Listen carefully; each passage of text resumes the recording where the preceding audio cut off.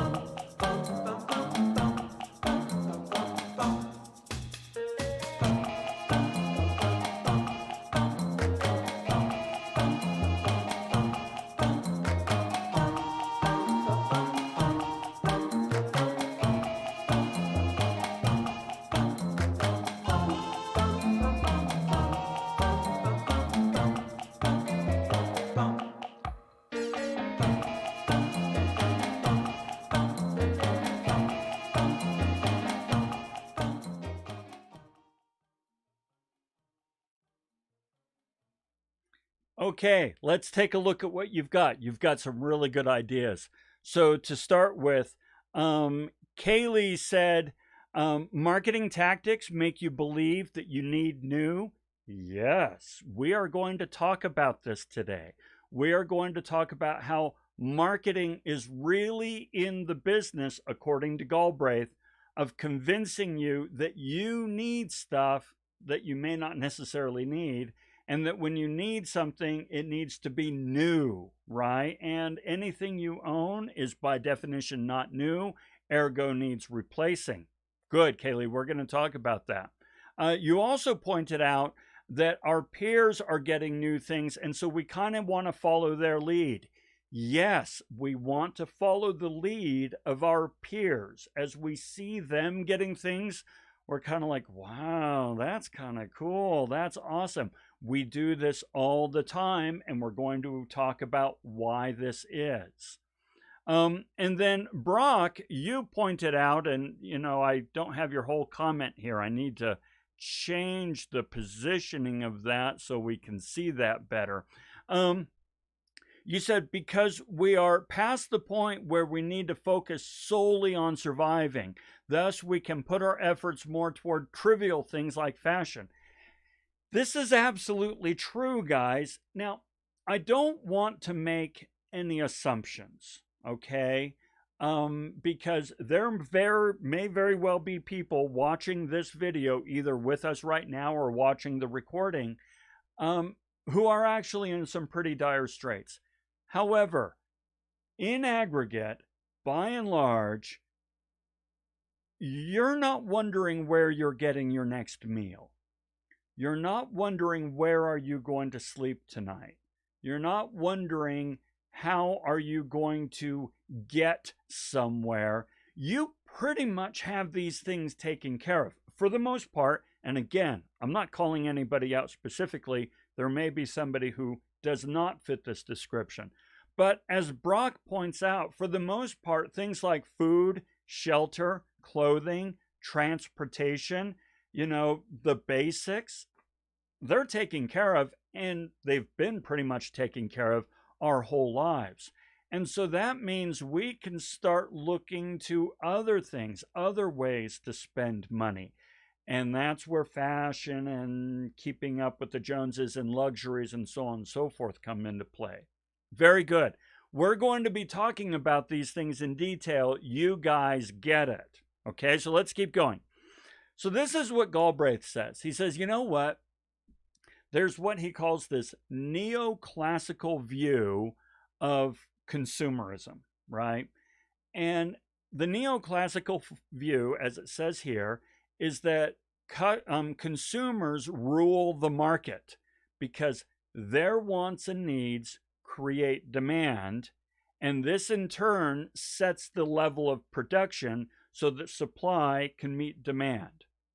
So, for example, if we take, and there's nothing wrong with this view, right? So let's take ventilators and face masks for a moment, right? These are things that before 6 months ago, there was a pretty steady demand of it. Demand was highly predictable. Face masks, hand sanitizer, ventilators. You could pretty much set your watch to the demand level of these, items. But then the coronavirus came along and demand shot through the frickin' ceiling. Okay, just went nuts. And supply could not meet demand, and there were some real troubles. So now the producers have shifted production over to these other things. So even things like places like Ford Motor Company are producing ventilators. And people who in the past made clothing are now making face masks and things like that. So the supply, the production of these things shifted to meet the demand. Now when you go into a store, there's big, huge racks of hand sanitizer and massive racks of disposable face masks and so forth. So demand, supply, the production is catching up to the demand. And there's nothing wrong with this view. It's, as we just demonstrated here, the view holds water. And we've seen this before. So for example, Google Glass. Anybody here own Google Glass? No, because it totally failed. Google came up with this idea of glasses that you put on that then had data on here so we could get all Tony Stark as we're walking around and so forth. Nobody liked it, didn't work. Wearable technology of this sort did not take off, so they discontinued it.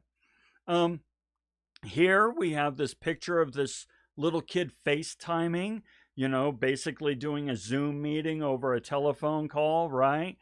That was in the 1960s. We had the technology to actually provide this to the home should people want it. No one wanted it. No one wanted it. It was considered really creepy, actually, to hold this phone call with this camera and having the face. No one liked it. Now, of course, today it's taken off and we FaceTime all the time. We do Zoom meetings. We do WebEx. We do GoToMeeting and so forth.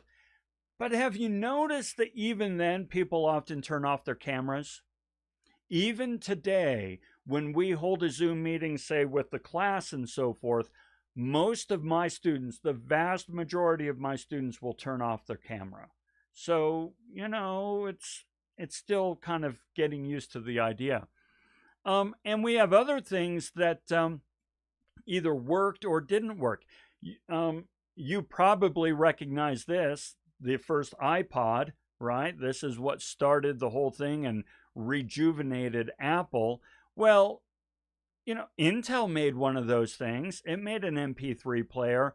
This one, the Intel MP3 player, totally bombed because the market didn't want it. It was actually a real pain in the ass to use. I had one. But the Apple one, really nice to use. Worked fantastic. The market loved it. So Intel discontinued their MP3 player. Apple became rejuvenated their career and their business because of the MP3 player. So the neoclassical view works. However, right, there's more to it than that. This is what Galbraith fixates on, is what he calls the dependence effect. And you guys already alluded to this. I want to show you how smart you are, okay? He says it is not the consumer who dictates the term of the industrial system, but rather the companies that produce and market the goods and services. So these companies manufacture an abundance of what he calls contrived wants, which they then market heavily. Okay, so contrived wants. And you guys already talked to this. Kaylee, you talked about marketing tactics to make you believe you need new, right? And Brock, you pointed out that we can now focus our things on other things like fashion that are just really contrived and so forth. When I think of contrived wants, I think of this. So these days, do your families, do you really set up your house for, say, Halloween? Do you have all this cool Halloween stuff that you can, decorate your home with, much like we would for Christmas? Well, when I was a kid, no, you never did that. Now, you decorated for Christmas, but nobody ever thought of decorating for Halloween. Now we decorate for Halloween. That's a contrived want. Christmas, of course, it's its own thing. Think about matching family pajamas at Christmas. Do any of you during the holidays, whether it be Christmas or some other holiday, depending on your faith, do you do matching pajamas? My family does. My wife wants pictures every single year where the whole family is in matching pajamas. And I've got news for you. The vast majority of those pajamas get thrown away after the pictures. So we unwrap it, put it on, take the picture, and then we never use them. It's vile and wrong and something we need to fix. How about fireworks?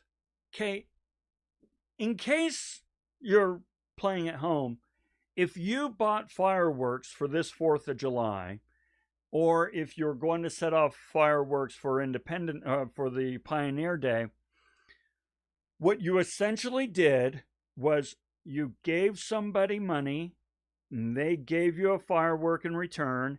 You lit that firework and burned it up.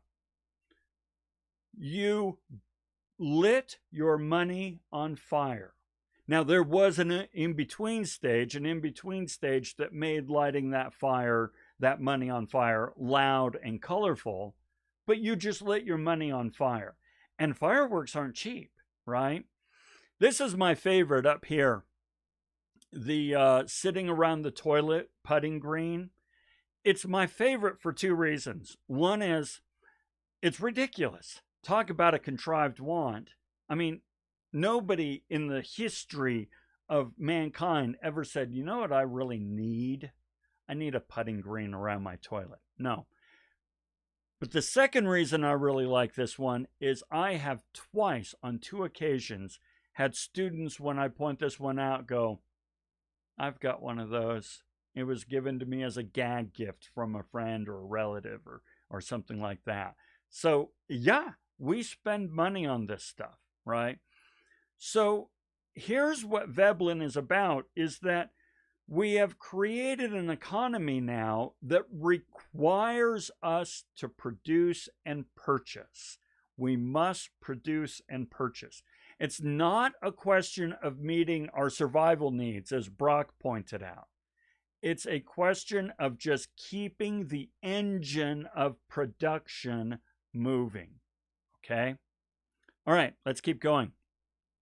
Now, this is not from the reading, but it really demonstrates the ecosystem that created this, brought this about. This is from Victor Lebow. He was an American economist in 1955. And like I say, not the reading, but it really exemplifies and expresses what we're talking about here.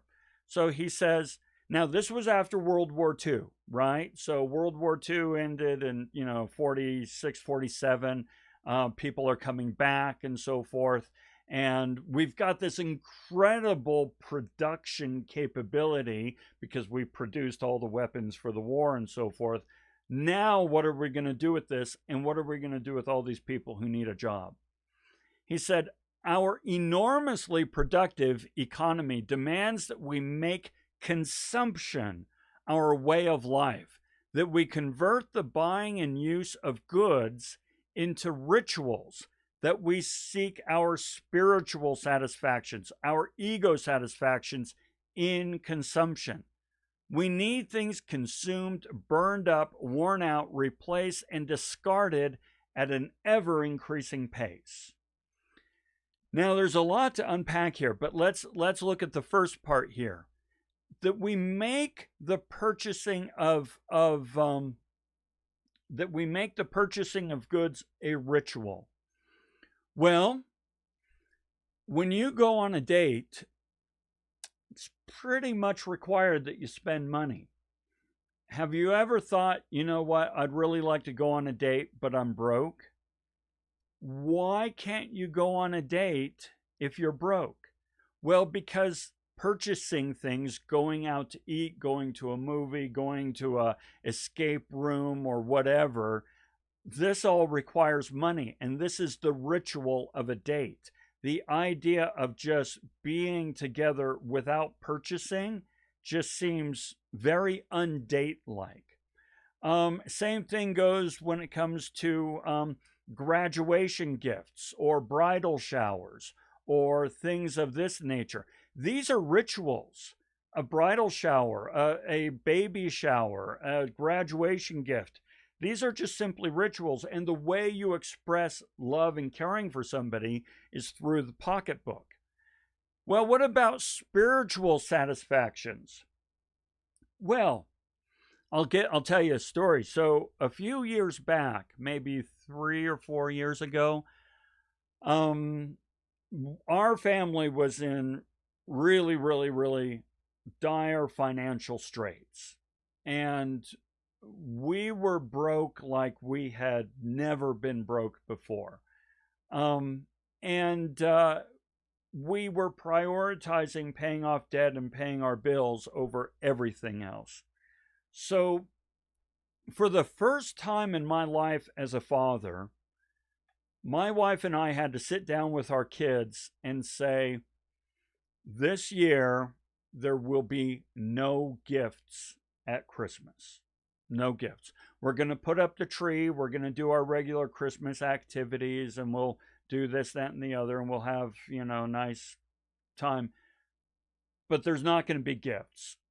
Now, we've always done gifts, and they've always been pretty nice gifts. All right? That's just the way it is. Well, is it Christmas without gifts? This is, now as a father, it pretty much tore me up to sit down with my kids and say, it ain't going to happen. Because what's Christmas without gifts? And in case you don't know, Christmas is a religious holiday. Well, okay, we joke about that. We joke that it's not really about materialism and gifts and all this, that it's really a religious holiday. But if you look at the way we spend and celebrate Christmas, it has nothing to do with religion. So when you take spending out of it, it seems empty and inauthentic. So then it goes on to say, we need to make the consumption, we need things to be consumed, burned up, worn out, and replaced and discarded at an ever increasing rate. Well, this brings to two ideas that you guys have come across quite a bit. One is planned obsolescence, and the other is perceived obsolescence. Now, when something becomes obsolete, we need to replace it. All right? Well, planned obsolescence is when we made this thing, we totally expected it to have a finite lifespan. We did not make it with the intent of it lasting a long time. So, my favorite example is printers. Now, printers have improved a little bit, but for the longest time, when you bought a cheap color printer, when you bought your computer and so forth, and I'm not making this up, once the ink cartridges ran out, it was cheaper to buy a new printer than it was to buy new ink cartridges. That is planned obsolescence. Another example of planned obsolescence, the battery in my phone. Okay, the battery in my phone. The battery is only going to last a certain period of time. After that, you need to buy a new phone. Well, why don't you just let me replace the battery like it's a remote control? No, you need to replace a $1,000 phone because we've kind of just made it that way. Not to mention all the updates that they keep giving your phone and your technology. After a while, your phone cannot keep with those up with those updates, and you have to buy a new one. Planned obsolescence. Then we have perceived obsolescence.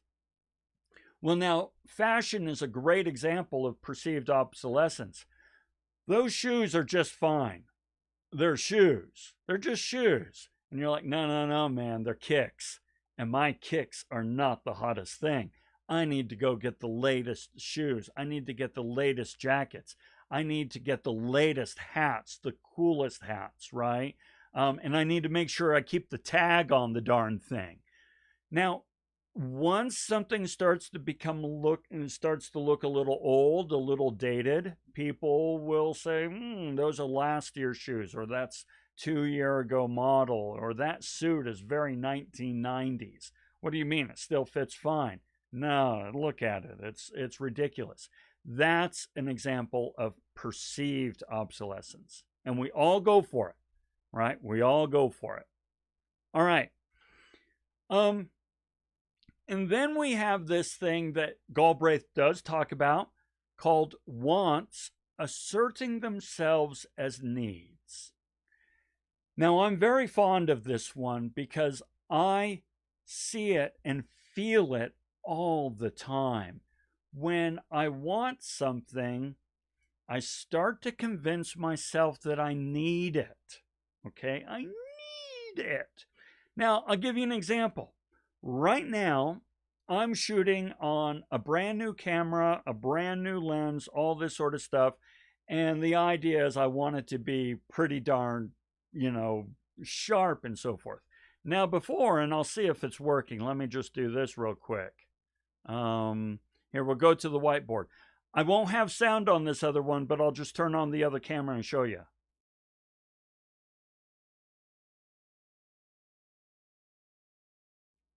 Okay, so that's the camera I used before. But if you noticed, it wasn't quite as sharp. The resolution was not quite as good. Well, does that really matter? Well, I really wanted this camera. Same thing goes with this, microphone that I've got here. This high-end microphone. Do I really need such a high-end microphone? No, but I wanted it. For this reason, I have a rule. There's this thing here in Utah called the Parade of Homes, where you can go and look at all these homes that have all these cool things and so on and so forth. I never go to the Parade of Homes. And this is why. I love my home. I love my home. You see this background? This is real. All right? I built this. Well, I didn't build it. My father built it. I watched him. Well, I got in the way while my father built it. I love this. I adore it and so forth. I love my home. But then one time, I have a neighbor who has the exact same floor plan as this home. And he did this new thing to his bedroom where he extended it out and so on and so forth. He gave me a tour. And I was so jealous. I was just like, wow, this is amazing. And it's the exact same floor plan as my home. I could do what he did. So then I come home to my home, and for the very first time, I'm looking at my bedroom thinking, it's not as good as it could be. What the hell? It was perfectly good an hour ago. An hour ago, you loved it. But now that you've seen something else and you want it, you are dissatisfied, Lon, with what you have. And I thought, no. I'm going to make sure that I'm always satisfied. And so I'm not going to go off to these things where I can find new wants that will assert themselves as needs.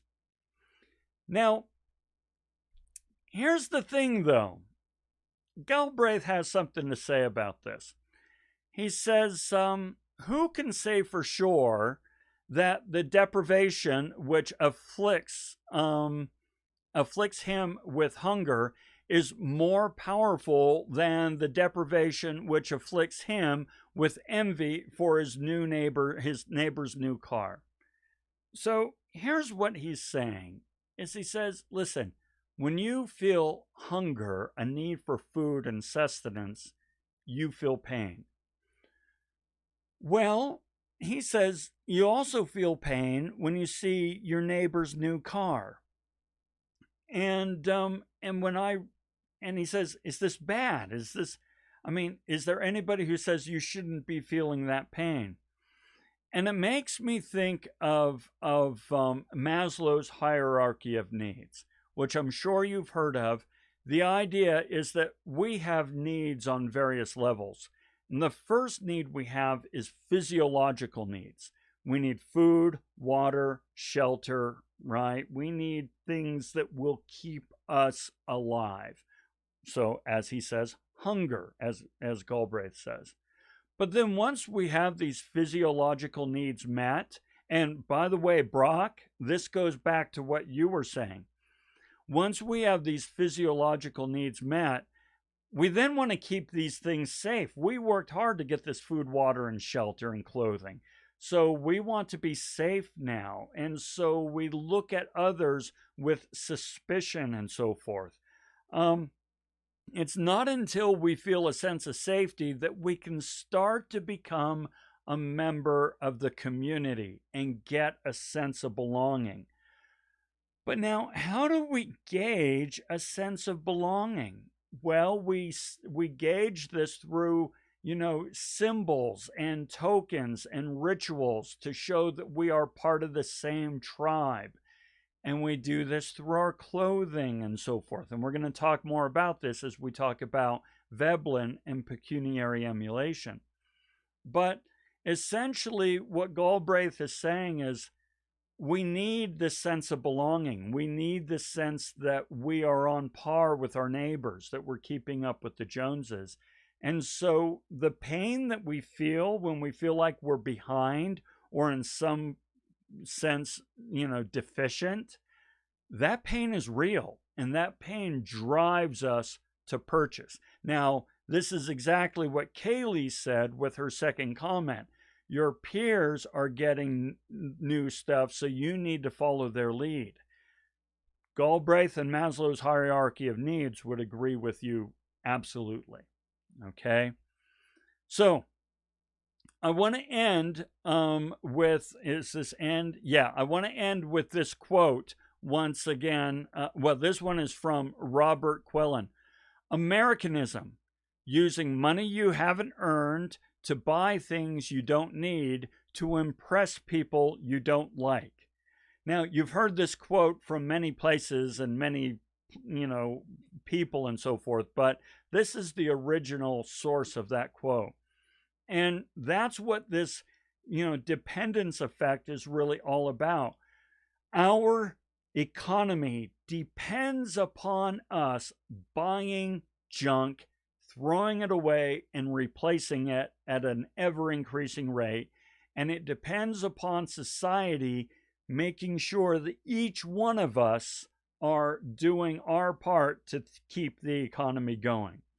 And by the way, if you doubt any of this, ask yourself, why does the government send out money as a stimulus program during the COVID-19 pandemic? Because they want you to spend it. They want you to spend it. All right? That's what drives our economy. Okay.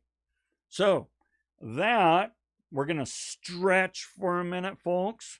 That is the dependence effect by Galbraith. So take a moment. If you need to get up, do a quick bio break, we can do that. Let's come back in 3 to 5 minutes at 11:40 or so, and we'll go ahead and pick up from there, and we will talk about pecuniary emulation, which I messed up on the slide.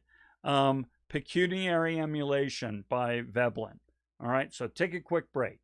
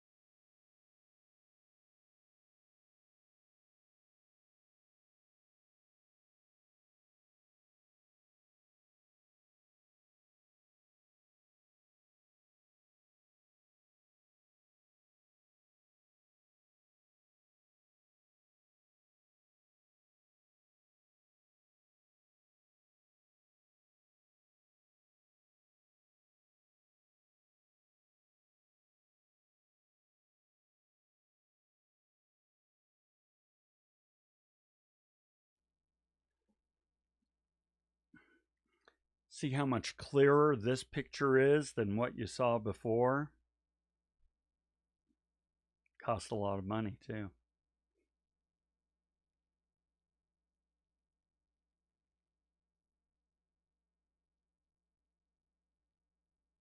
Oh, wrong one. There we go.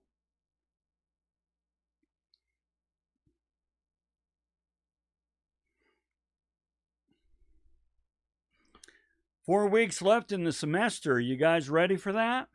Are you looking forward to that? That's one of the nice things about these quick 8-week 12-week semesters is they go by pretty quick.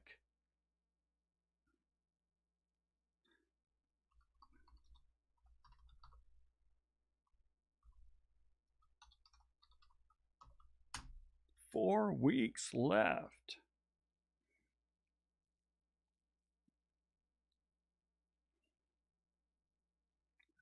Oh, don't everybody drop off. We still got more to do.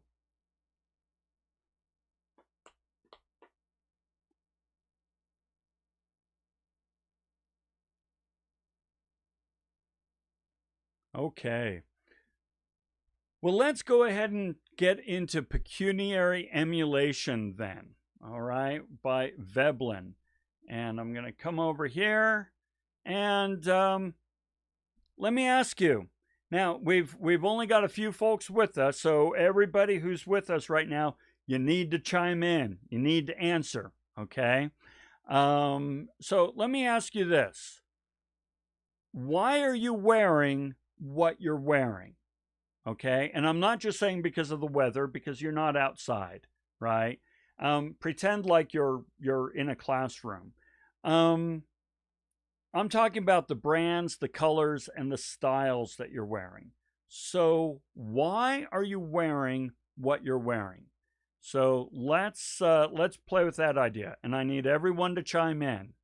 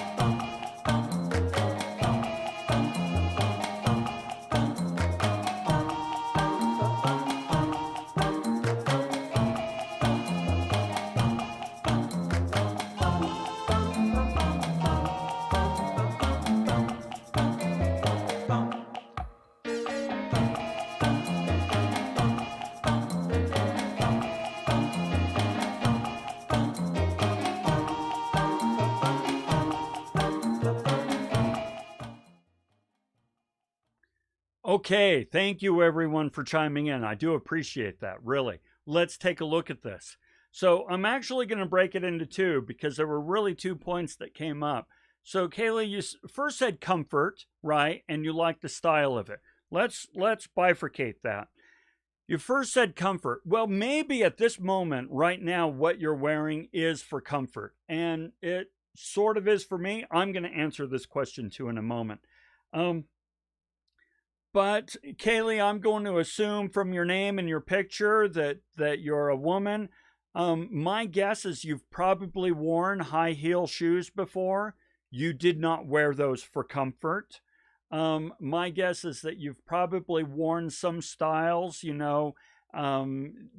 death for the sake of fashion. By the way, guys have too. I'm not picking on gals. Guys do this as well. But comfort isn't always the driver, is it? What is always, I shouldn't say always, what is the vast majority of the time the driver is, as all three of you pointed out, style, looks, which is style. Well, here's the thing though. Kaylee, you also said true. I'm wearing sweats right now for the comfort. But over all the other, why not the other things, right? Yeah, you're right. You're right. Your sweats are comfortable, and I'm dressed for comfort as well right now. So I am. So let me show you. So I'll go to my other camera. Again, you won't be able to hear anything because I did not set up sound for it, but I want to show you.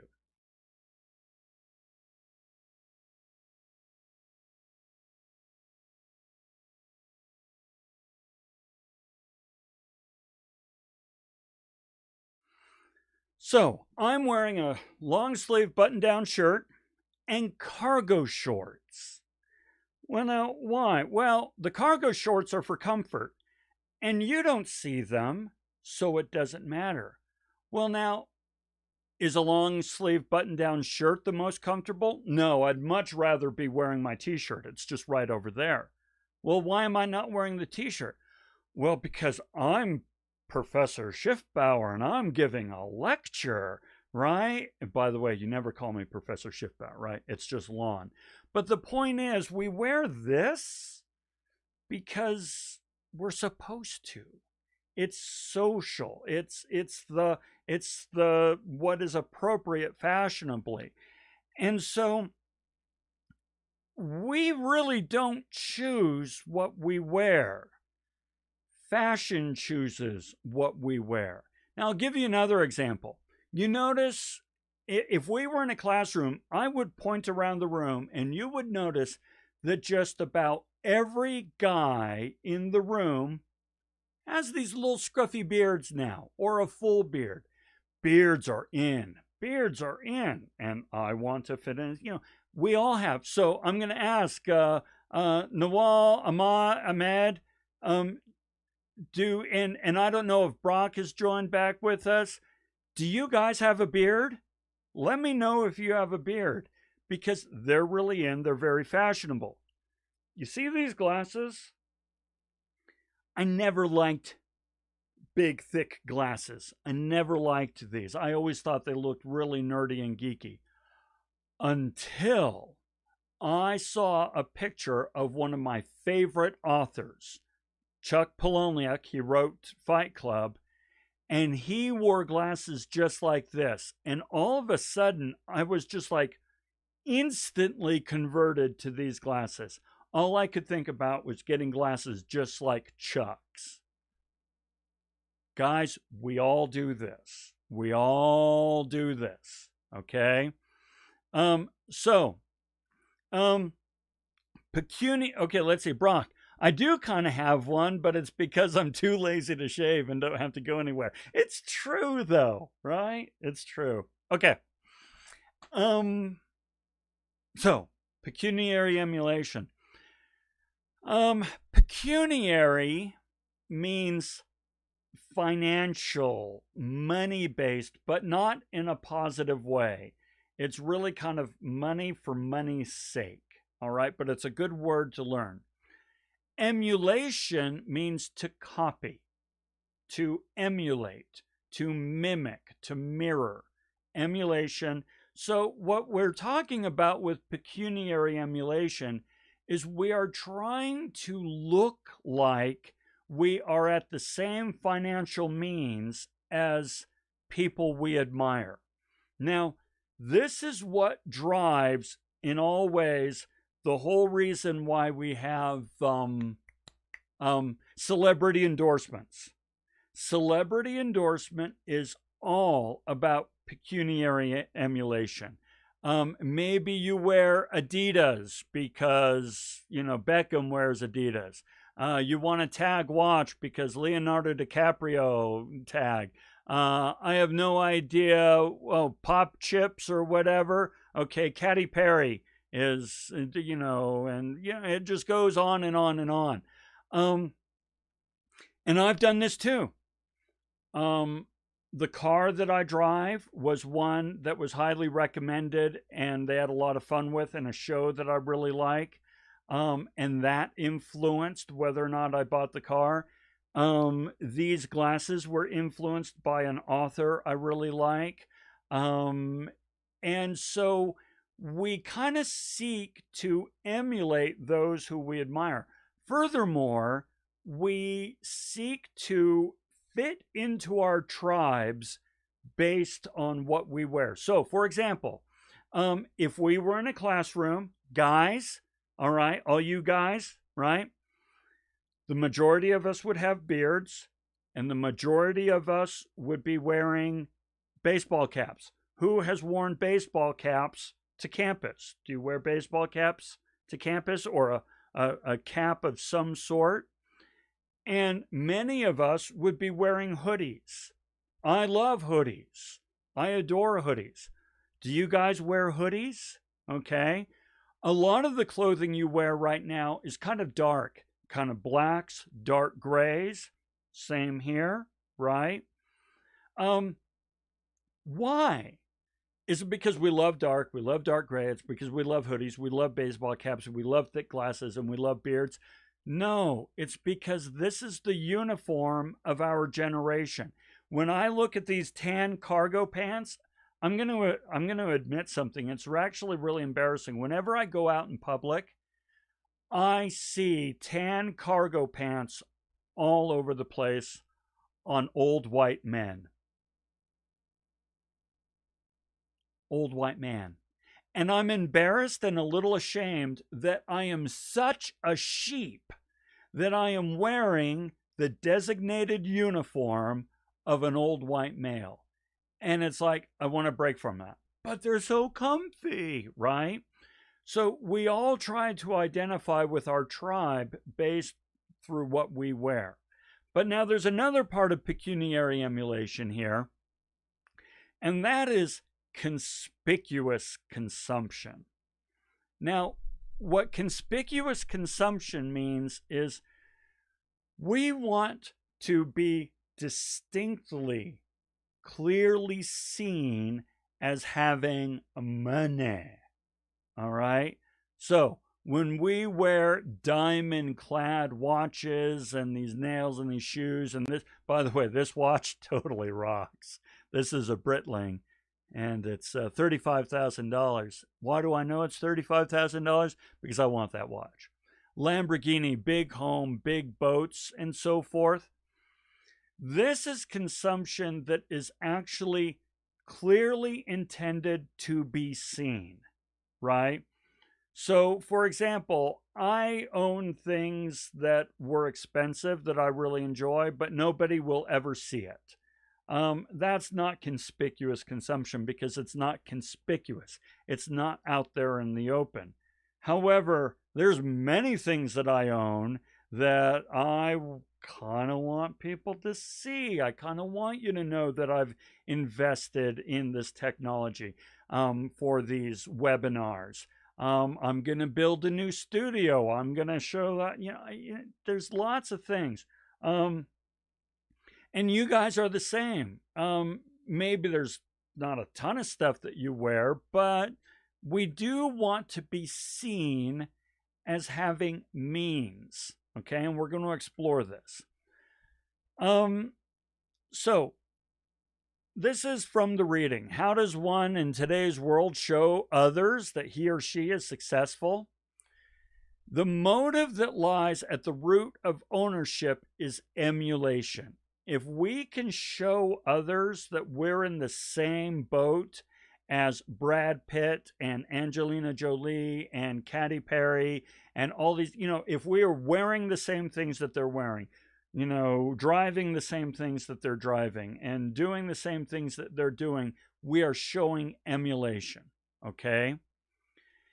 And that same motive of emulation continues active in the further development of the institution to which it has given rise and in the development of all those features of the social structure which this institution of ownership touches. What the heck? What did he just say? What he said was this: everything in our economy and in our social structures and our social systems is all built around emulation. So earlier, when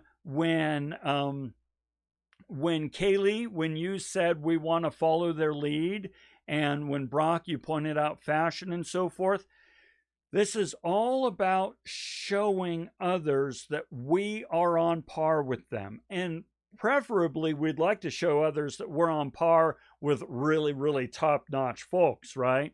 So every once in a while, when I am watching a high-end YouTube video, I mean really good YouTube videos, and I see that they are using one of these microphones, that model, I feel good because I am using the same microphone. It's a professional level microphone as this YouTuber or this podcaster.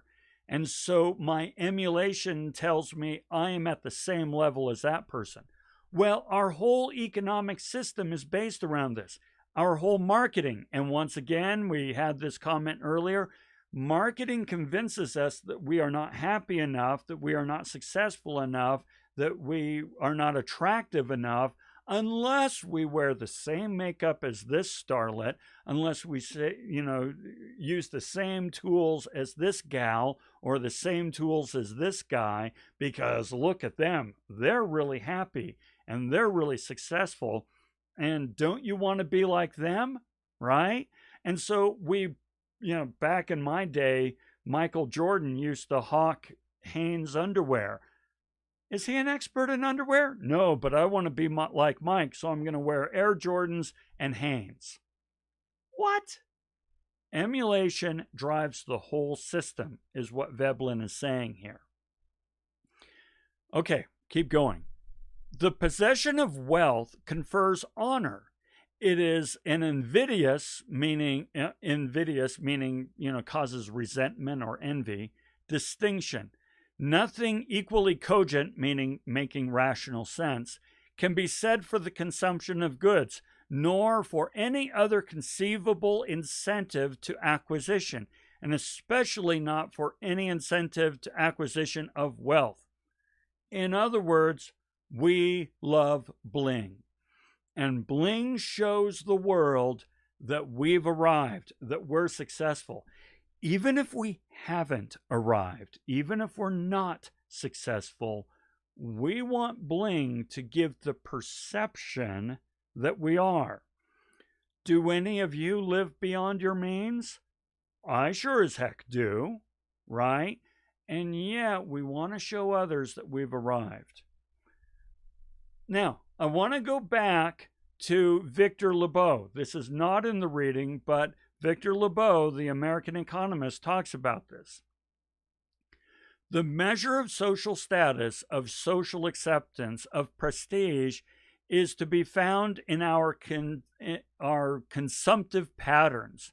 The very meaning and significance of our lives today expressed in consumptive terms. In other words, we seek meaning and purpose and social acceptance through consumption. The greater the pressure upon the individual to conform to safe and acceptable social standards, the more does he tend to express his aspirations and his individuality in terms of what he wears, drives, eats, his home, his cars, his pattern of food servings, his hobbies. Even your hobbies are kind of decided by what's hip and in, right? Because we need to make sure that we're doing things that will ensure our acceptance with the collective. So now here's the thing. That all sounds pretty shallow, right? I mean, I wear what I wear because I want you to accept me and see me as credible. You wear what you wear because you want to be accepted in your tribe, in your clan, in your niche, in your group, right? And we want to look like other people, or at least we wear the same hairstyles and buy the same things that they're selling us. Sounds pretty shallow. But is it necessarily? So I want you to think about this. We're going to go to our 1 minute, little thinking session. I want you to tell me some of the reasons you think this may not necessarily be all shallow, that there might be deeper needs involved here. Okay, so think about that and tell me what you think.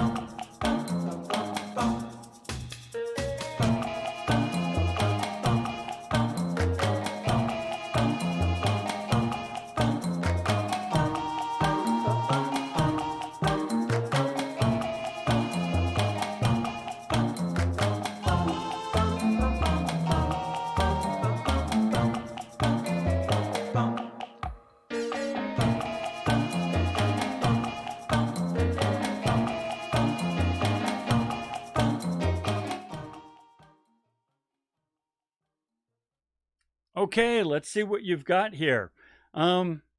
Nothing yet, but I know there's a little bit of a delay, so I'll kind of keep my eye open to see how this plays in. I understand there's a little delay. Here's my thought is remember this. Here's the thing, guys. We cannot survive without each other. We are a community species. And in order for us to survive, we need to fit into the collective. We need to be accepted and embraced. As I've said before, okay, so Brock, you said, I say it's not necessarily to conform to what is popular in society. You truly enjoy it. Otherwise, you live a fake reality and you can never be truly happy. Well, yes, but I agree that you can like the fashion. I mean, I like these. I didn't before I saw Chuck wearing them, but I like them. I like them a lot. But they were the social forces that taught me to like them. And think about this. Every once in a while, and I don't know what fashion it is, but every once in a while, you will see people on the street that you're kind of like, what the hell are they thinking? Oh my gosh, weird, over the top. You know, there's this really cynical website or whatever that talks about the people of Walmart, right? And you look at the pictures of the people at Walmart, and they are all examples of us as a society saying, you are not fitting in. I mean, yeah, you might be brave and out there and living your own reality and your own self, but that's not what we're celebrating. We're not celebrating the people of Walmart's sort of sense of individual fashion and self-expression. We're looking at them saying, you're weird, okay? Well, we are a community species and we need to fit in. We don't want to be on the outside. We cannot survive on the outside. We need one another. So it's actually really important to us to be perceived as others as normal to an extent, as reliable, as somebody that can be depended on to contribute to the economy and to be, you know, in a good relationship, things like that. Let's see, another thing, Brock. True. I think trying to find a balance. Yeah, finding a balance. I am so with you on finding a balance. And I try to find that balance too, right? We're all trying to find ways to express our individuality within the rules of society. And every once in a while, if we can tweak the rules, that's awesome. There's a term you ought to Google later on. Oh gosh, it's an Italian term. I forget what it is, but it's an Italian fashion term that says that if you follow the rules but then break them in certain ways that on the outside look really weird, then it's really cool. Anyway, I digress. Another reason we want to be perceived as successful is we need each other. I need you. This is real world. I need you to perceive me as a credible, reliable, informed, educated, and to some degree entertaining professor. I need you to perceive this so that you continue to come to class, you continue to do the assignments, and so you tell your friends about my classes. I want you to tell your friends that if you need to take Business 1050, you need to take it from Lon, okay? Because if I can fill up my classes, then I continue to have a job and I continue to be successful. Ergo, it is in my best interest to give you the impression that I know what the hell I'm doing, whether I do or not, okay? And in the same way, when we wear certain things and we even our bling and our conspicuous consumption, we're sending the message to others that we're successful. Therefore, we are smart and hardworking and reliable. Yeah, wearing a high-end watch can convince somebody that we're successful, smart, hardworking, and reliable. And that's money in the bank when it comes to getting the help from others to be successful. So just a thought to play with here. Ultimately, here's a quote. This is not from the reading. This is a quote from RuPaul from NPR. I listened to this episode and I thought, bingo, bang on right. So this is what she says. She says, "You're born naked and the rest is drag. Drag is what you put on after you get on out of the shower. We're all playing these roles, you know. Even as a kid, I remember thinking, why aren't we talking about the fact that everybody's playing a role? I couldn't get anybody to break the fourth wall and say, everyone's playing a role, right? You're seeing this. We all do it. You notice my cute little picture here that I do? I'm trying to play a role. That's supposed to be like the quintessential sort of old school retro professor. And retro is in right now because all you hipsters are making retro in. And so I'm trying to play into that by and I actually own those things. I had to have that jacket custom made. I spent money to try to give a certain impression of the old retro professor. Everybody does this. Everybody's playing a role, right? You're seeing this. We all do it. Okay. All right. So there we go. That is Pecuniary Emulation by Veblen. All right. We've got everyone with us, so I want to keep going. We'll do one more break later on. Let's kind of sort of shift gears a little bit. And we're going to talk about an excerpt from Diophysis from Cicero. Now, this is another great example, people, of where this is not a history class. This is not a history lecture. We're going to look at some of the teachings from this dude way back when, but I promise we're going to look at it in a modern light. Now, what he talks about, what we're shifting toward here, is the question of ethics, okay? Ethics in business.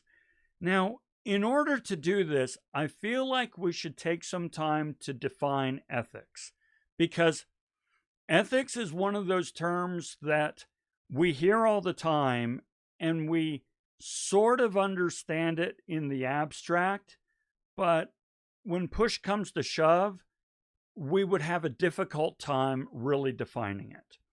So let me take you through a dictionary definition, and then let's look at kind of it in real world. So ethics is standard of behavior, the standards of behavior. So ethics is about what we do, okay? Standards of what we do, behavior, that tell us how human beings ought to act, again, ought to act, in the many situations in which they find themselves as friends, parents, children, citizens, business people, teachers, students, professionals, and so on. In all these various roles that we inhabit, we need to act in certain ways, and they will differ depending on the circumstances in which we're in. So, for example, what is considered appropriate and perfectly acceptable behavior between you and your friends would not be considered appropriate behavior between you and your professors, right? Or me, right? What I can say and do with my family would not be what I can say and do with you. It would not be ethical, okay? Now, ethics are not feelings or personal values or religious morals or laws or even, culturally acceptable norms. Well, then what are they? Well, let me show you. Okay, let's break this down. All right, let's look at a personal value. A value is a personal guiding principle. So, for example, I can say, I always try to tell the truth. That is me. That is Lon Schiffbauer. I just, why lie? We'll talk about that, by the way. We will talk about that. But here's the thing. I always try to tell the truth. It is a personal value. Okay. Well, then what about a moral?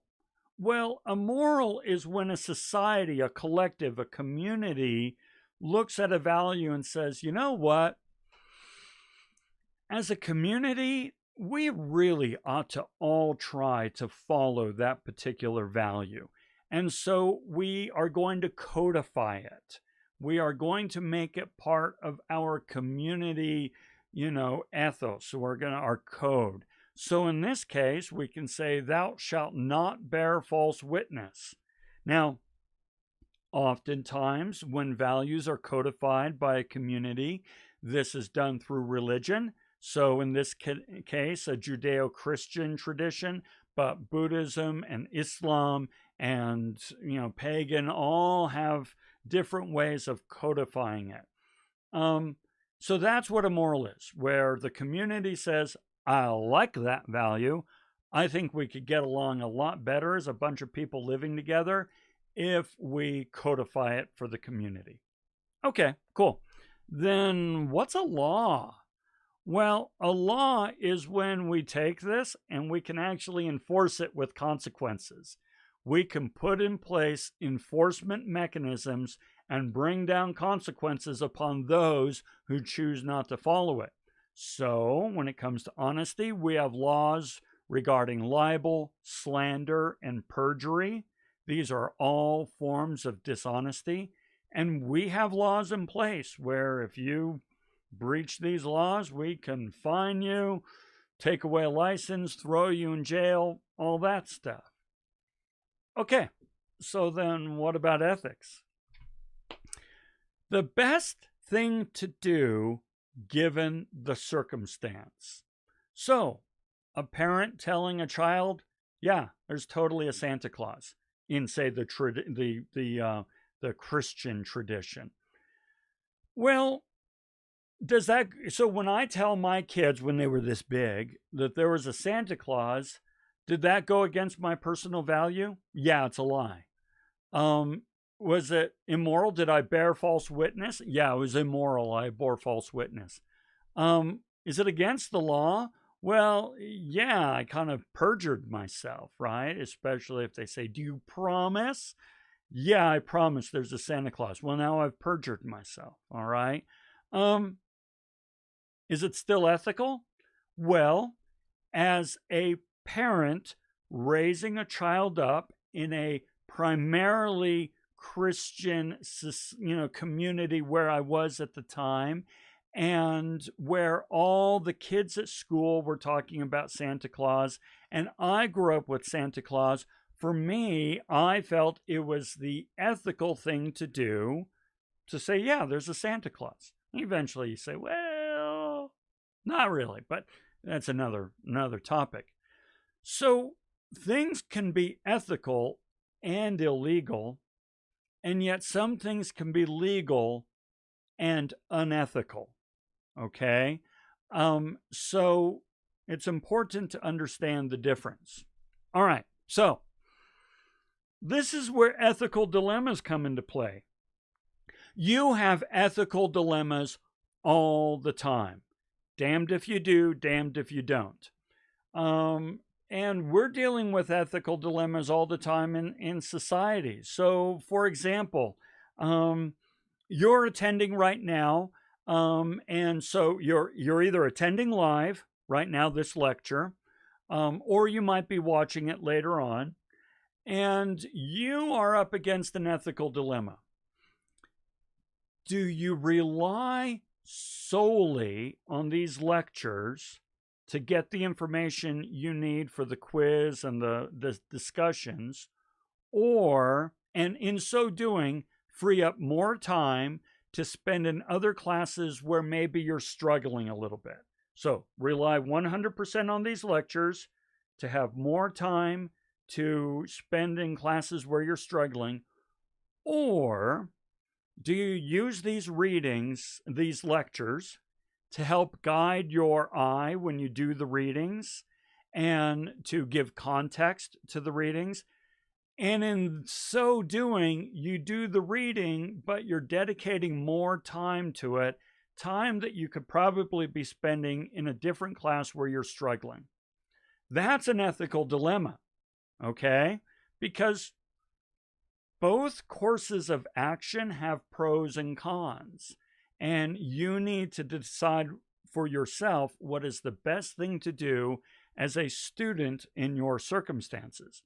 On the other hand, if you find somebody else's answer and you copy and paste it into your own answer and say a discussion, well, now that's plagiarism. And plagiarism is patently against the ethical code of a student. There is no ethical dilemma there. That is something that we have decided and agreed upon as an institution is an ethical line in the sand for students. So, you see, that's where things get rough. And yet, that means you may not be able to get the answers you want without doing the reading or watching these videos. Okay, ethical dilemma. All right, let's keep going. So what about advertising? Well, of course, we've got truth in advertising here, right? This is from the Federal Trade Commission and just says the federal law, the ads must be truthful, not misleading, and where appropriate, backed by scientific evidence, and so on and so forth. Okay, that's the law, but what's ethical? So let's play with this. Ford Escort. That is not the actual car that I sold, but it is the same model, same year, same color. That looks just like the car that I sold. So here's the story. And yes, this is going to connect with the reading, so don't worry, bear with me. I'm young. My wife and I just got married. I think we had our first kid.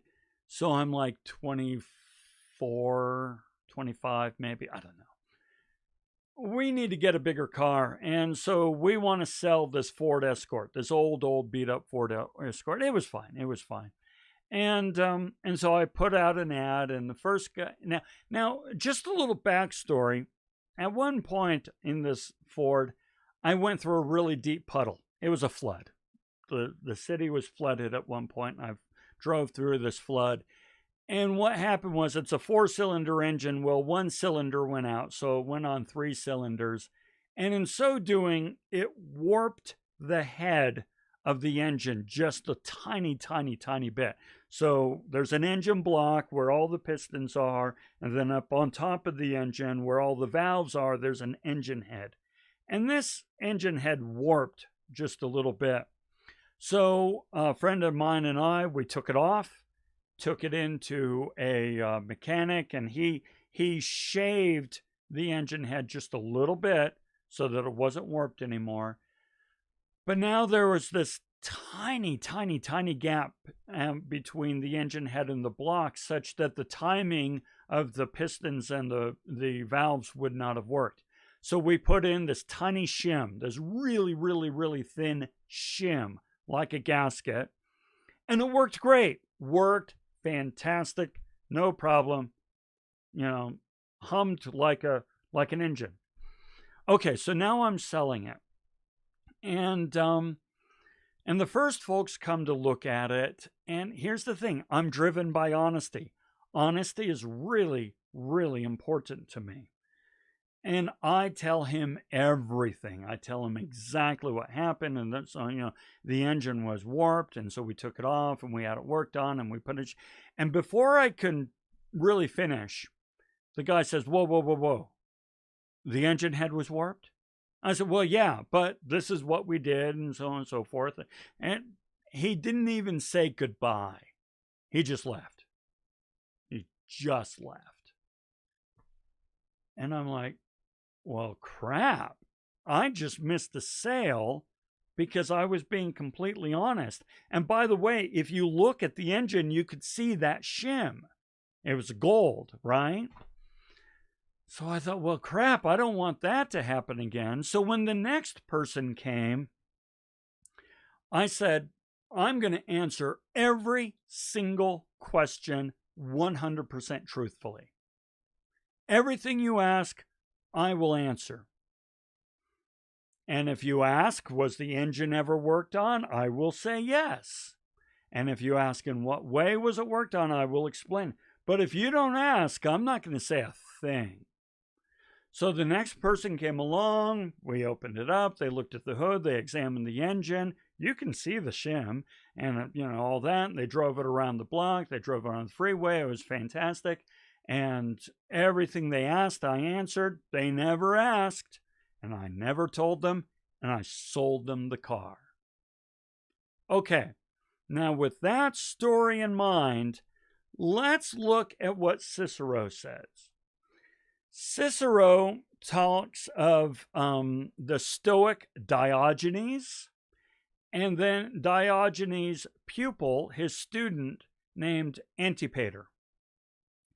And this is a great example of where you do not need to agree with your professor, because Diogenes was the professor and Antipater was the pupil, was the student, the young Padawan, and they did not agree. And you don't need to.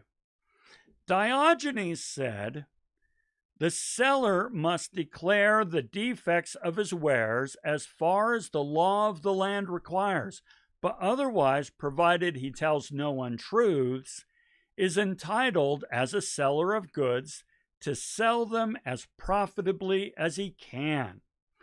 Diogenes would say, Lon, when you sold the car the second time, you were completely ethical. You did not lie about anything.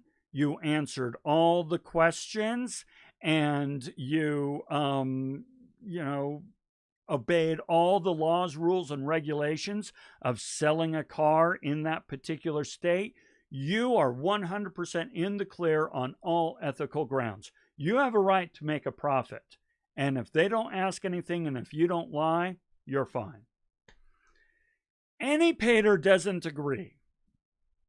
Antipater says all the facts must be revealed, and the purchaser must be as fully informed as the seller, meaning that includes if there are other vendors with the same product, lower price. Antipater says no, what Lon did the second time by not disclosing the engine work is unethical.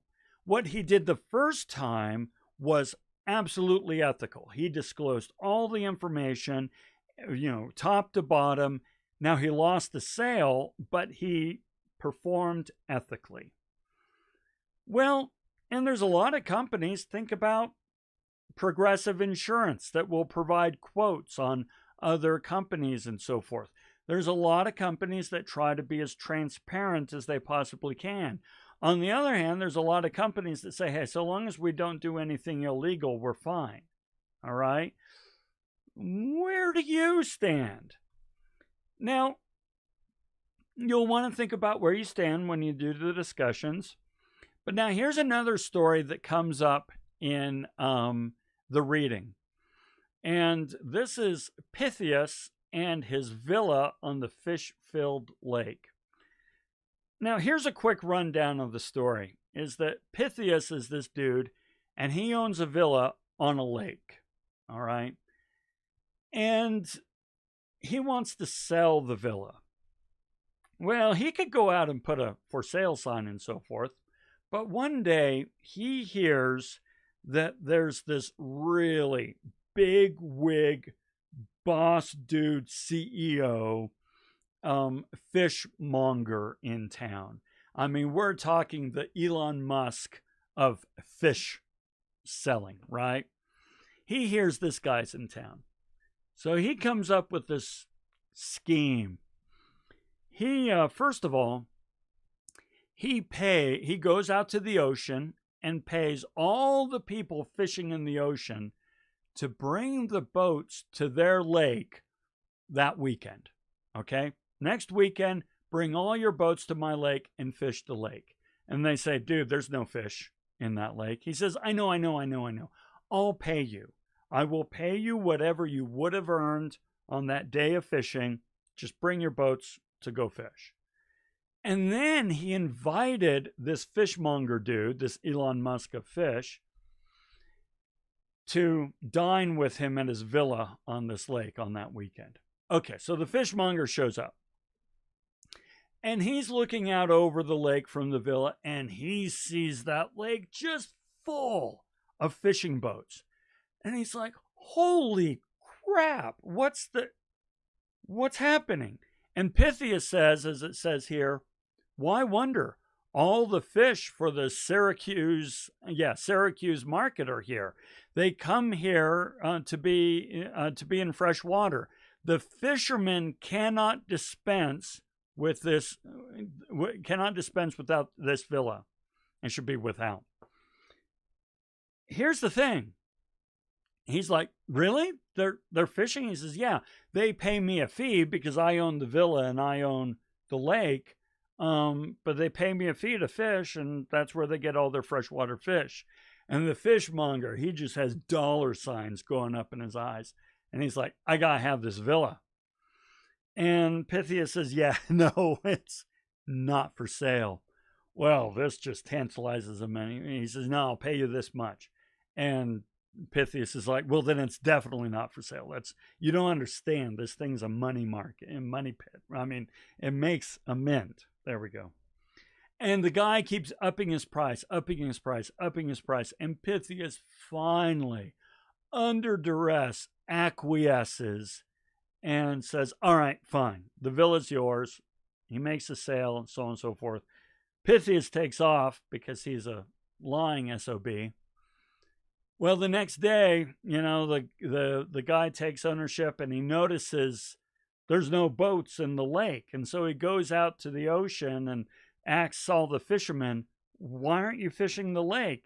And the fishermen are like, that place? There's no fish in that lake. Okay, so it's pretty obvious that this was unethical. He lied, saying there's a ton of fish in the lake. He put up false pretenses. He made all these arrangements to make the place look more valuable than it really was. I know it was unethical. You know it was unethical, hands down. But let me ask you this. When you're selling your home, how about the practice of baking cookies just before people come to look at the open house? That's an old trick. Go ahead, if you have an open house that day, just before the open house, bake cookies or bread so the aroma fills the house and it makes people feel at home. How about calling the city and asking them to remove some graffiti that's on a nearby wall, right? There's a school nearby and there's this big wall just 2 blocks away and there's graffiti on it.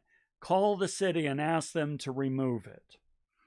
And then, living just down the street is a police officer. Ask the police officer, your neighbor, to park his squad car in his driveway the week of all the open houses. Are these things ethical? I mean, anybody can smell that, okay, it was just cookies or bread or whatever. And it's the city's job to keep that graffiti off anyway. And what's the big deal in asking a friend to park his police squad car in the driveway in full view of people doing the open house? Well, here's the thing. You're going to some significant lengths to give the impression that your home is in a safe neighborhood. Now, don't get me wrong. Maybe it really is a safe neighborhood. maybe that graffiti on the wall is just kind of this outlier one off, right? And yes, you truly do have a police officer living down the street, but you can't just say, we have a police officer living down the street. Why not just have him park his squad car there? All these things our neighbor across the way did in preparation for selling their home. Is that unethical? Is that like Pythias? Or are these just really smart things to do? Just some food for thought. Okay? Our last quote from this third of the 4 readings: in civilized life, law floats on a sea of ethics. This is from Chief Justice Earl Warren of the Supreme Court back in the day. And what he's just basically saying is ethics should rule. We should all embrace ethics. We should be in an ethical society. There should be laws here and there and so forth to kind of keep things in, clear, but it should all be floating on a sea of ethics. So I like that. Okay, we have one more reading, guys. We're going to do another quick 4-minute break, 4 or 5 minute break. And when we come back, we will do the last reading of Cheating by Thomas Aquinas. This one will be short, I promise. So take a quick break, and we will come back in about 4 or so minutes. Okay? I'm going to switch over to this camera just for the fun of it.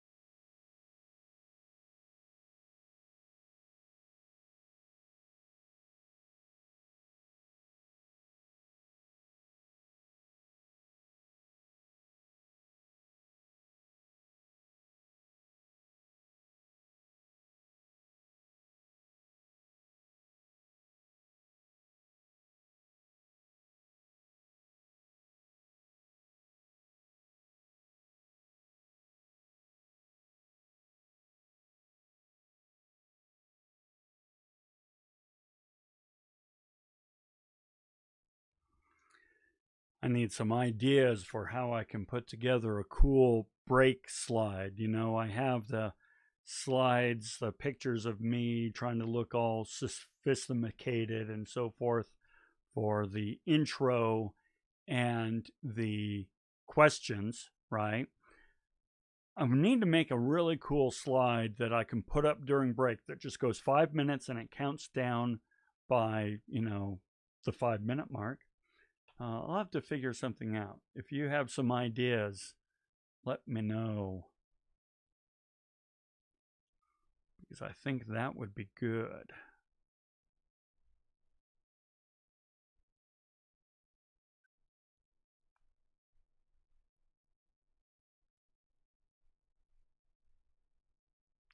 We'll wait another moment and then we'll jump in.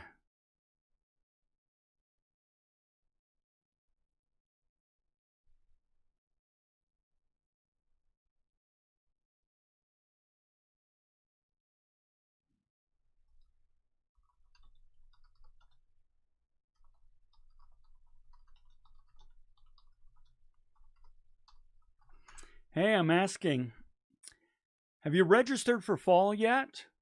As we're waiting for folks to come back on. Let me know who's registered for fall. Whoever is registered for fall, let me know. If you haven't, let me know. And I can give you some pointers in terms of direction and so forth. Who has registered for fall? Yeah, somewhat. Okay. Yeah, I'm registered. Brock is registered. Nawal is getting there. Good. Very good. So, by the way, and we're still on break, so if you hear me talking, just don't worry. Ahmed has not yet, okay?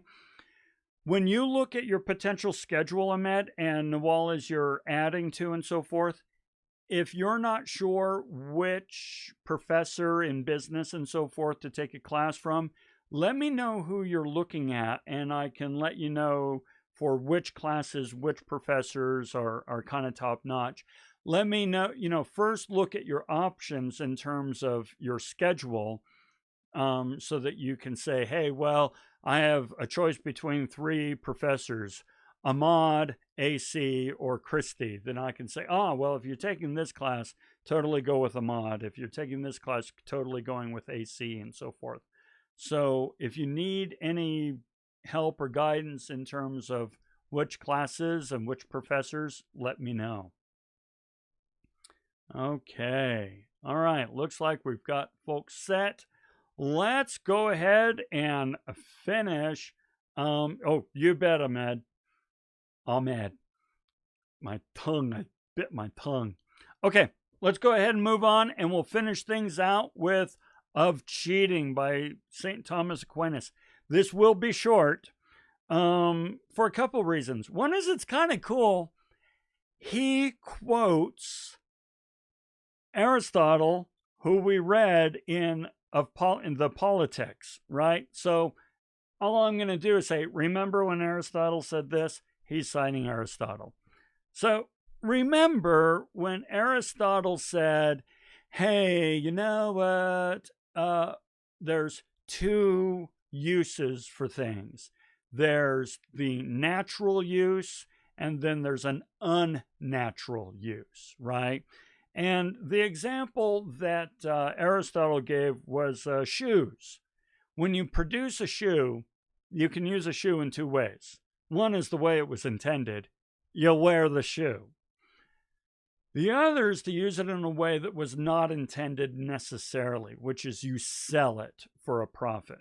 So you're making shoes not with the intent of wearing them, but of selling them for profit.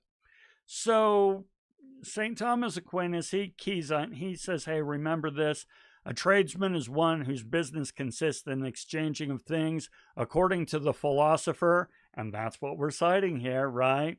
Waleed, I'll come back to you because I want to help you with the registration. Exchange things is twofold. One, natural, as it were, and necessary, whereby one commodity exchange for another. You're trading things. I need a shoe. You need a hat. I'll tell you what, I'll sell you a hat if you sell me a shoe. Works great.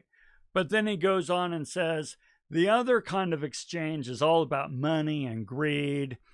The other kind of exchange is either that of money or for money, or of any commodity for money, and there's no account. It doesn't really meet the necessities of life. You're not trying to get shoes or clothing or shelter for your family or food or anything. You're just getting money. Money, money, money, money. Money makes the world go round, right? And he says this kind of exchange, is just not as good, right? As he goes on to say, the former kind of exchange is commendable because it supplies a natural need, but the latter is justly deserving of blame because, considering in itself, it satisfied greed for gain, which knows no limit and tends to infinity. You remember all that, right? Remember, it's totally cool to make things, to exchange for things, but if all you're doing is trying to make money, you're a greedy SOB, and that's not good. And remember, this is St. Thomas Aquinas talking. So he's just kind of bringing this up as setting the groundwork for some of his ethical guidance that he's about to give. I wanted to remind you about this because A, you already read it, and B, it's going to come up on the materials. Okay. So then they ask, well, then is profit fraud?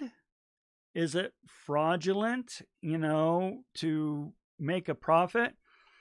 And he says, no, not if the profit is used to satisfy the natural needs of life.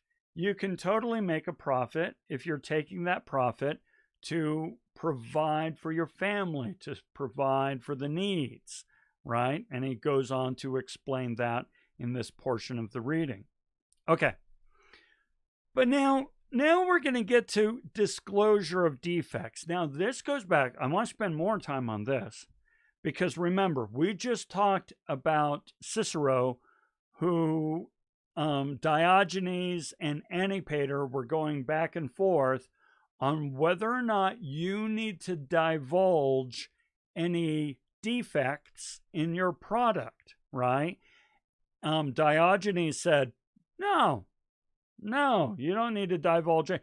So long as you're obeying the law and you're not lying, you're fine. Antipater said, oh yeah, totally, dude. You need to fess up. You need to explain them all. And did I need to divulge the deficiencies of my car when I sold my car? All right, let's see what Aquinas says. All right. Okay. Is it lawful to sell something for more than it's worth? Okay, so we're looking at my car. We are looking at my Ford Escort. I'm asking him, can I sell my Ford Escort for more than it's worth? And he says, it is altogether sinful to have recourse to deceit in order to sell a thing for more than its just price, because this is to deceive one's neighbor as to injure him. Hence, contracts should be entirely free from double dealing. The seller must not impose upon the bidder, and the buyer upon that which bids against him. Okay, so it says, what he's saying is, okay, Lon, you're selling your Ford Escort. You cannot deceive the person. You cannot tell them that the car is in perfect working order and that it's never been worked on. You cannot tell them lies about this because you need to have faith in this contract, in this bidder-seller contract. Okay, so does that mean that I need to divulge everything? Absolutely everything? Because there's a lot. I don't know the thickness of the brake pads. I don't know to what degree, this, that, and the other. Do I need to divulge everything? Well, let's see what he says. There is no need to publish beforehand by the public crier. This is basically the want ads, right? So when you put an ad on KSL.com to say that you're selling something, that's the public crier, okay? Advertising in the classifieds.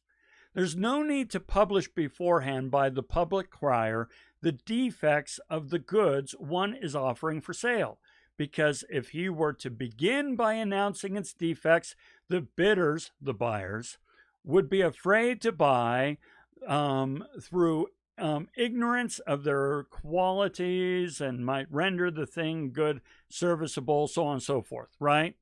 So, such defect, all right, such defect, the shim in my car, ought to be stated to each individual that offers to buy. So I don't need to say in the KSL ad that I worked on the engine, but anybody who shows up and is willing to buy, I should be prepared to express the defects. And then he will be able to compare the various points, one with the other, the good with the bad, and nothing prevents, and he can go on and make a decision. Okay? Well, here's the thing.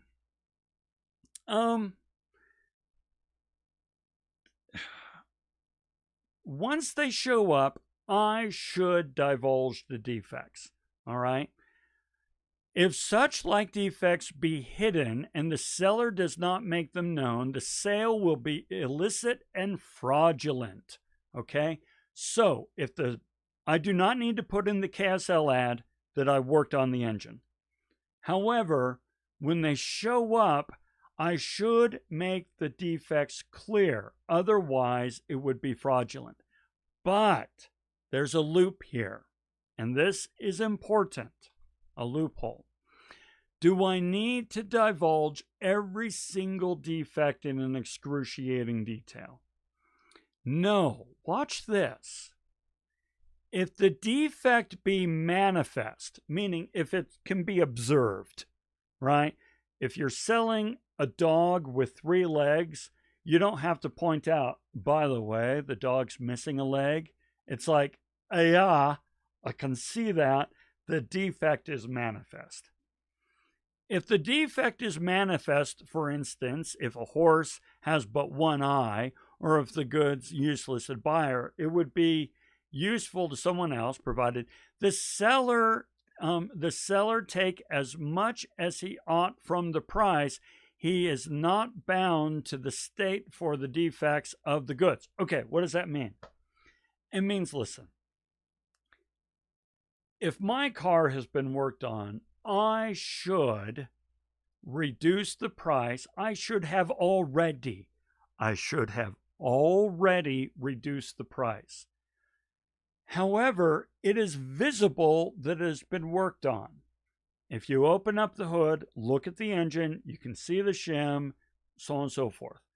So I don't need to necessarily divulge because the horse has 1 eye, the dog has one leg missing, and the engine has perceptibly been worked on. All right. Since perhaps on account of that defect, the buyer might want him to allow a greater rebate than he is needed. Wherefore, the seller may look to his own indemnity by withholding the defect of the goods. Meaning, listen, I have a right to make some money off of this. All right. I do not have the right to make more money than is ethical.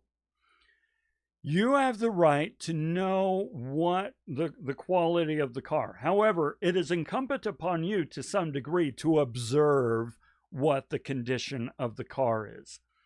I have already reduced the price of the car to account for the defects. This is why used cars are cheap. You are incumbent upon to examine the car, to look at it, and to ascertain the manifest, the visible defects. Now, if there are defects that are not manifest, that are not obvious, I should disclose those. However, if there's a dent in the car, I don't have to point out there's a dent in the car. They can see that. So here's the question, guys. To what degree do they need to be an expert to notice the shim in the engine? Would you know to look for that? Would somebody else know to look for it? Is that a manifest defect? It's clear, it's there, but who really knows what they're looking at when they look under the hood? They open the hood, they pretend like they know what they're doing. They're looking all, yeah, look at that. Oh, yeah, that's a thingy. It's attached to the what's it. You don't know what you're looking at, and yet you're looking. Could I argue that since you looked under the hood, you have the expertise necessary to clearly identify that shim? Therefore, I don't need to say a thing. Now, I'm not going to answer that because that's an ethical dilemma, right?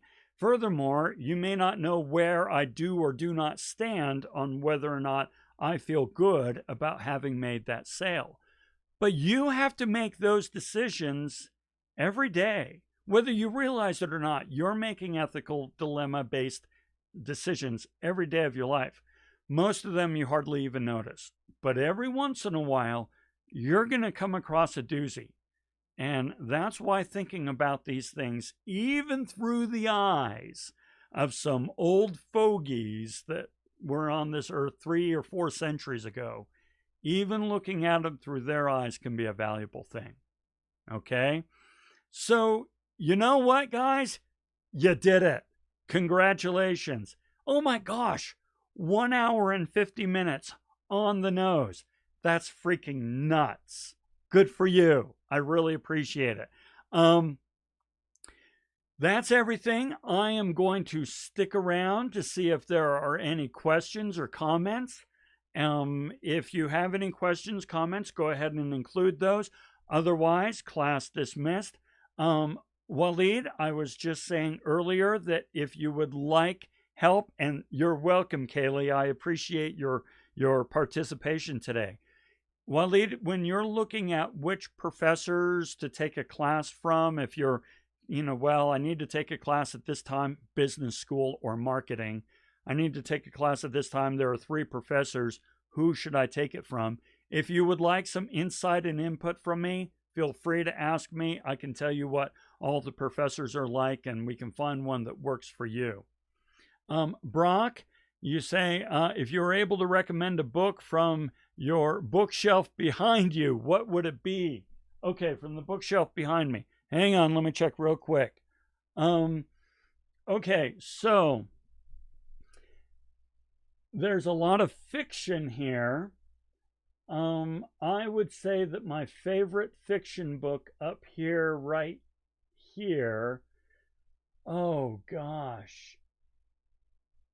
All right, well, we've got Animal Farm by Orson Welles. No.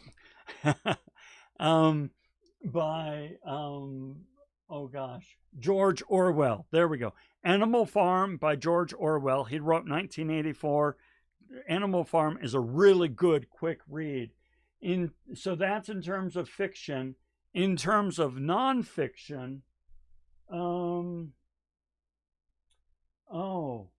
well, hey, you know what? One of them was actually this one, just so you know, just for the fun of it. This is Gibbon's The Decline and Fall of the Roman Empire. This was actually one of the readings earlier in the semester. So I'm not saying I'd recommend it, but just funny that there would be a book up here that's from one of the readings. Gosh.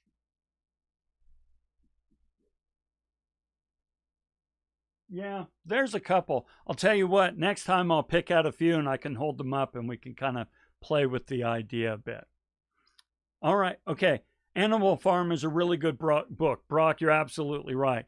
And it's a really good book to read during these times where we're coming to terms with what is a moral government. So, yeah, totally. All right, guys, have a great week. Yeah, especially now.